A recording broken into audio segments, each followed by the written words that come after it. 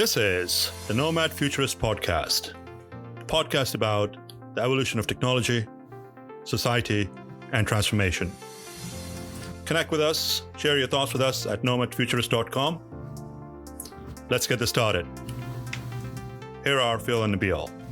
Hello. Welcome to Nomad Futurist. This is your co-host, Nabil Mahmood from Scottsdale, Arizona. This is your co-host, Philip Koblenz from Montclair, New Jersey.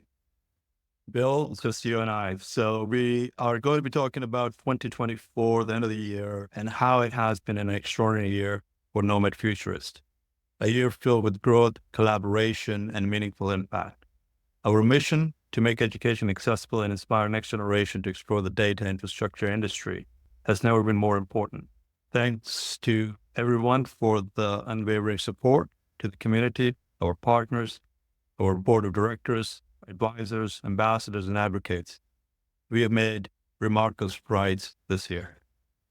So let's talk about what we've been up to so far this year, Phil. Let's start with some of the partnerships that we've been able to bring forward, such as Infrastructure Masons, Open Compute, Data Center Dynamics, and others. You know, it's honestly hard to remember. It's all one big blur this year. I mean, every year I say it goes faster than the year before. I used to not believe my grandparents when they told me it flies by. So enjoy it while you can. But there is no doubt. I think Infrastructure Masons was probably the biggest kind of splash that we made, just in terms of the sheer magnitude of the size of the community and the exposure and the reach that partnership with Santiago and Dean and that whole team had given us in September. And, you know, it might seem like we're focused on something that happened towards the end of the year, but that was a long time coming. That was years in the making where we had talked about that. And finally, we're able to put pen to paper at a critical time of transition for that organization when Santiago came on as their new CEO. So that's a super exciting, it has a ton of potential for us, not just in 2024, but in 2025 and beyond. And we've already started engaging with them on the Capstone project and getting the Nomad Futurist ambassadors engaged with what iMasons is doing and vice versa. You sit on their advisory board right now. Santiago is on our advisory board. And, you know, all of the things that we dreamed up when we had a nation kind of foundation coming together in late 2022 and early 2023 has really come to fruition this year, you know, more rapidly than I think I could have imagined. The same is true with Open Compute. I mean, Rob Coyle and that whole team, they gave us a tremendous platform at their Open Compute Summit, which has thousands of people. I mean, how many people were at that thing in California? Over 7,000 people this year. Over 7,000 people. And they gave us access to, you know, they called us out on the main stage by the CEO of Open Compute. And it's just a testament to how sorely needed what we do is. And we've said it from the beginning, right? This is not really about the Nabil and Phil show, but you know, the fact that we've had so many people kind of embrace what we're trying to do just suggests that it's sorely needed. I think I responded to a LinkedIn post this week from Kevin O'Leary, Mr. Wonderful from Shark Tank, where he said if he was 25 today, the only thing he would be focused on is digital infrastructure and the intersection of real estate and technology. And that's not to suggest that Kevin O'Leary is some outsized influencer. But, you know, I think it suggests that what we're doing has finally gone mainstream. And it's one thing to talk about it on Squawk Box and CNBC and talk about it with the investor class about how it's a class that's growing. And, you know, we as an industry, and I've always talked about this, are really good at patting ourselves on the back for the growth and AI and all that stuff. But without trying to make the people that will drive this industry forward aware of its existence as early as possible so that we can create a pipeline of human capital to get us to the next level, to continue this, what almost seems like unsustainable growth. We need to do some work. And that's really what we've moved forward with this year incredibly rapidly. Yeah, you kind of actually make an interesting point, and I've been kind of thinking about the fact that we have been at it for 5 years, and the 5-year journey, you know, just to put that in perspective, has been about demystifying technology and leveraging podcasts as a platform. But for those that don't know, the foundation has been in play for 2 years this December. So, you know, where we're at today and what we've been able to accomplish is amazing, actually, not to pat our own back, but in the grand scheme of things, of course, we think like Formula One drivers driving at 200 plus miles an hour, but that's not something that's just doable with the limited resources we've had in the past. On a positive note, it's great to see the impact that we've been able to make and the lives that we've been able to influence, and to just be able to unify the sector. You talked about infrastructure masons. That alliance is actually very important to the sector. And you've said that several times, that we are that connected tissue. This initiative is that connected tissue to bring other organizations and initiatives together. And that in itself is a testament that we've been able to accomplish that, not to be competitive, but to be collaborative with others that are trying to make a difference. And Nomad Futurist, by bringing those organizations together, by bringing that foundation mission together, will be able to be that change agent. So, you know what? Thank you for your help, and thank you for all the partners that have started to come on board to support this mission on a global basis. You briefly touched a bit on the human capital deficit with Mr. Wonderful's post. I mean, that seems to be still a big concern. We have started to engage more on a global basis with a lot of other organizations, with Conference Toast. Both of us will be at PTC in January to kick off potentially another partnership with the likes of PTC and others.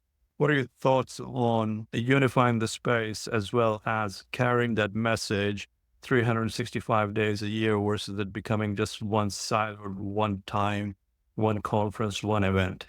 I have said this for a long time. Obviously, I am known for these kind of selfie posts at these conferences, and I'm a huge proponent of them in general. And the reason I'm a huge proponent of them is because, 90% of getting things done is just showing up. And I think what we've tried to do is kind of capture the energy through which we've, gone to conferences and have these, kind of personalities where we just try to engage with people and understand where they are in the hopes of building these kind of long-term relationships that provide value professionally and personally to us, as we've done now for me, like going on 30 years now, which is crazy. And I feel like one of the main reasons why Nomad Futurist has been as successful as we have been is because as an organization, we're not trying to reinvent the wheel. We're trying to kind of just put voice to a lot of this effort that all of our friends that we see all over the world have tried to do. And we've tried to just simply create some type of aggregation point, distribution channel for all of those efforts. So that, if you look at what AvCom does with Power Up and Talent in Tech with the Data Cloud Congress, and DCD has worked with us on, and Infrastructure Masons on bringing young folks to the conferences like we did in New York, PTC now with PTC Beyond, and some of the new initiatives we're talking to Brian and his team about. It's just, it's incredible the level of engagement there are in these pockets. But what has been missing from all that, and I think that's what we've touched on and what has resonated so much, is, someone to kind of propel that forward, to bring that message, not just to our industry, but outside of our industry as well. So like this past year, we talked at the Teachers Conference in Milwaukee, which was incredible. This is a completely non-technical audience of just teachers in career development programs within high schools and junior high schools across the country. And they gave us like the last session. If you know anything about conferences, if you take the last session on the last day of a conference is not where you put your biggest grossing panel. And we had a ton of people that came and engaged with us. And as a consequence of just that, we have initiatives going on in Oregon and Texas and Mississippi and Alabama, all of these teachers who were unaware of our industry's desire to engage with them. And that's really, that more than anything this year, captured what it is we're trying to accomplish, which is really trying to bring the digital infrastructure industry, which everyone is reliant upon in some element of their lives, personally, professionally, and otherwise, into the mainstream. Because as we consistently have said, We are an industry that is in the shadows. We have been in it, and a lot of the leaders in our industry are in it because we're kind of the last generation that straddled that before digital times and now. So we got to see how the sausage was made. And as a consequence of it, we're kind of in it and we're running it. And there hasn't really been time for the educational system and even professional development associations to keep pace with the technological innovation that has spurned out of this kind of digital era. And what we're trying to do is we're really trying to bridge that gap. And I think it's been evident in the response that we're getting and in the fact that our effort is not really on reinventing the wheel. Our effort is trying to bring everyone together and shine a light on the promise of this industry. Absolutely. I mean, this has certainly been a very interesting year with participating, supporting, and keynoting all around the world, from Zanzibar to Tanzania, Malaysia, Indonesia, Singapore, to Bali, as a matter of fact, and Australasia. So, yeah, I want to take this time to thank all the ambassadors and advocates and the industry partners in helping support spread the mission. And all the pilots that have taken the Beal around the world like 20 times. Well, let's not talk about that. That's going to lead into the whole carbon neutrals footprint. Those planes were going to take off anyway. He's not, as far as I know, Nabil is not traveling private anywhere. So Yeah, I think no. I'm not sure the carbon footprint has really changed much in terms of our participation. Yeah. And then we also launched a project with Data Center Frontier with Nomads at the Frontier, which is bringing industry news live from the events or the venue. So that's been quite interesting, working very closely with DCF folks.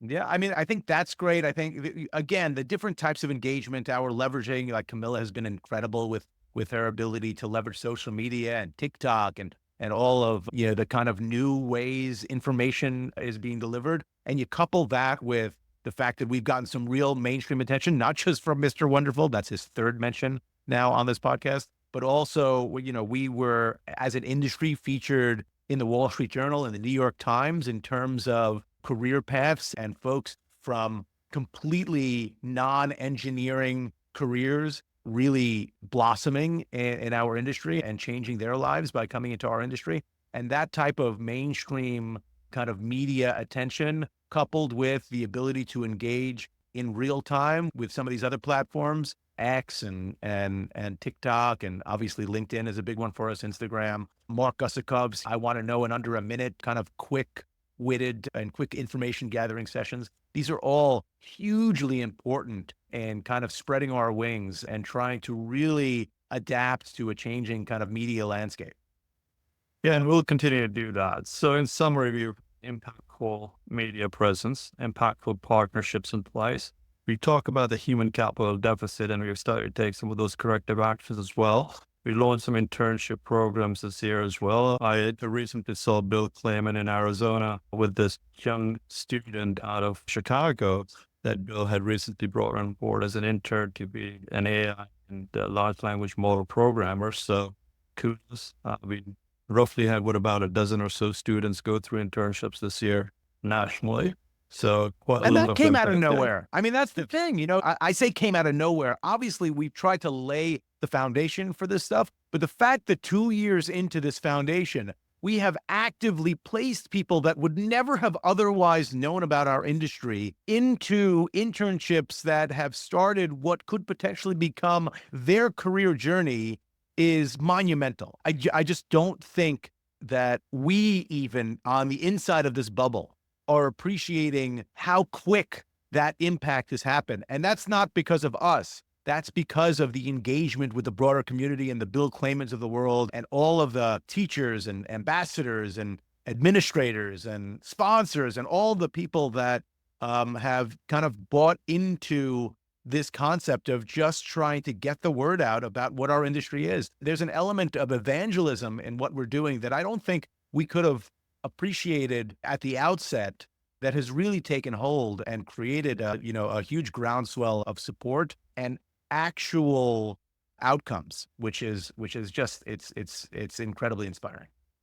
Yeah, and I think the narrative is actually sitting quite well with people in general as well that I've talked to, people that have reached out, right? So we have been trying to promote education. We've been trying to promote demystification of the sector. And we sort of initially, I felt that we got cornered into the whole K through 12. Right. Right. But I think as people start opening and listening to what we have to say and the content that we're putting on in the open, it basically addresses all segments and ages. So it's not just K through 12, it's higher education and also people in transition, whereby the capital that's becoming accessible for industry shrinkage around us. So I recently got a couple of resumes from folks on LinkedIn. They found us through the likes of Data Center Frontier and Data Center Knowledge for finding opportunities within our sector that they didn't know about. So it's sort of sitting well now. But the fact of the matter is, when you're in it, it's very challenging because we feel we want to move at the Formula One speeds. And I sometimes feel like I'm driving a Fiat, barely getting over the 25-mile-an-hour threshold. But if you look at all good roller coasters, sometimes they have to slow down to speed up, right? So that's where you build the tension, and then the momentum comes out. So it's ebbs and flows, and I think what I have learned is that you just got to kind of hold on for the ride and continue to stay true to what the kind of organizing principle is. And we've had the benefit of bringing on some amazing advisors, Anahita Moro being one of them from Google. And she has really helped us try to hone in on what is the magic that we're trying to harness and what are our kind of organizing beliefs. And if we stay true to that, regardless of whether, it's K through 12 or higher education or people in transition, if we're going to articulate what it is this industry is, if we can make it understandable to K through 12, it will be understandable to people from outside this industry. We say this all the time on the podcast. You have to be able to explain it to anyone in order to be able to benefit everyone. So I think that it's been an eye-opening year, but notwithstanding the kind of ebbs and flows of it, it does seem like, we're on the precipice of one of those kind of downdrafts of a roller coaster where it's going to start going a million miles an hour. Well, it's going to pick up over in 2025. So let's talk about 2025, some of our core focuses. So STEM education, certainly near and dear. We've been talking about it for some time. I think we are ready. Q1 of 2025, we should be releasing our academy that's going to be free and accessible to everybody globally. Yeah, I mean, look, I think there's, again, it's one of those things. You undertake something like that, you're like, oh, look, we could put out a couple modules for an academy. What could be so hard? And then you start doing it and you're like, oh my God, there's all these things that you have to think about. There's all these intricacies and nuances to a platform that you're trying to build that doesn't end with the deployment of the first 4 modules. It begins with the deployment of the first 4 modules. So it's taken more time, admittedly, than I think we would have hoped. But we are at a point now where, I think we have the right pieces in place. We have the content recorded for those first 4 modules. We have the partnerships in place for getting content more rapidly and kind of ingesting it, and a process in place for creating a kind of ubiquitous format for us to distribute these more clearly in the future and more quickly. And I think that's really what we didn't fully appreciate, was the fact that you have to build something in order to be able to scale, as opposed to how simple it sounds. We're going to put out some information and it's going to be freely accessible to everyone. Yes, that is absolutely true. But you want it to be on a platform that can fully integrate these different demographics that we're trying to capture, that will give us the ability to scale and to leverage. We live in what you call the data rush era all the time. We live in an environment where if you don't have the ability to capture all of the metrics from all the people that we reach out to, all the metrics from all the students and adults and administrators that we reach out to, then you're leaving the most valuable part behind. So, we've been really, it's been eye-opening, like everything else this year, how much focus you need to have on making sure that you have a platform that can effectively capture all that data so that we can scale appropriately at the level that we're looking to achieve. And it just keeps on getting bigger and bigger and more global. And I think we've onboarded ambassadors. We've touched every continent for sure.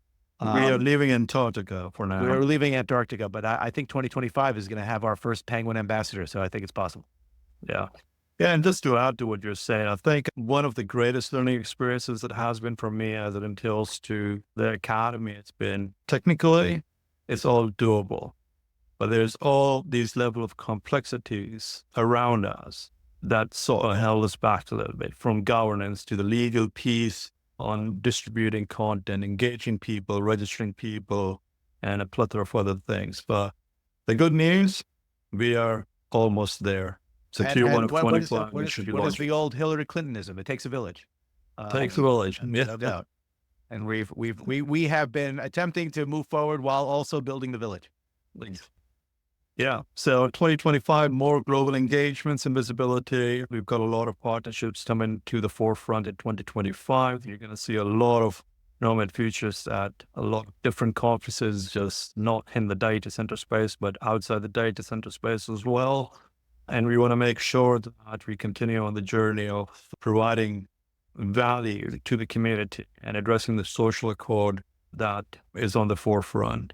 So what are some of the message rather, Phil, that you'd like to share with our audience as to what to look for in 25? Look, I think inevitably what we want to make sure that our industry and our foundation is accessible to everyone that wants to participate, either as someone that wants to learn more about our industry or someone within our industry that wants to be able to assist in any way, whether that's monetarily or through effort and impact. And we've really tried to standardize the levels through which people can participate to more quickly onboard folks and create kind of a volunteer army that's going to go out there and help us accomplish what we're set to accomplish. But I think 2025 is going to be just a crazy year in terms of the overall reach. We're going to enter 2025 with, the full weight of iMasons behind us. We're going to enter 2025 with the full weight of the Open Compute Foundation behind us and everything that means, including their sponsors, who are the largest hyperscalers on the planet, a set of advisors and ambassadors that are global, who are chomping at the bit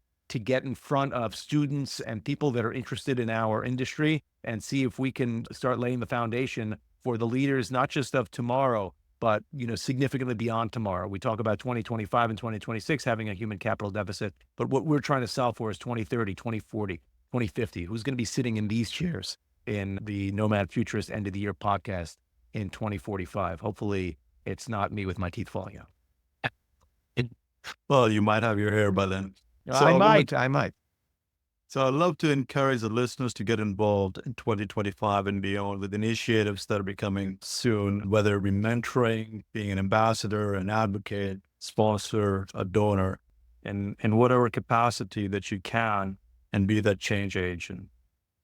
So reflecting on 24, I'm reminded of the incredible power of collaboration and the collective drive to make a change.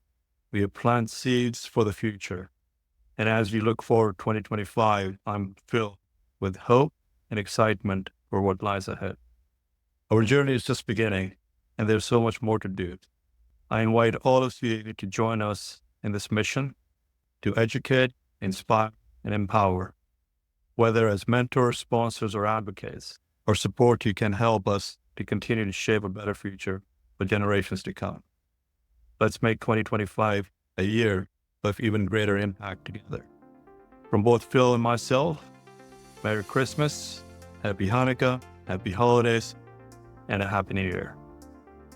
Thank you, everyone. See you in 2025. This has been great. Nothing lasts forever. Markets will come back, currencies will rebound, businesses will go on, and we will all move on. That could happen next week, next month, or next year. At Nomad Futurists, we're confident that those who prepare rather than panic will come out of this stronger. Thank you for joining us. This has been brought to you by Nomad Futurist. Check us online at nomadfuturist.org, and thank you for listening and subscribing, as well as your continued support.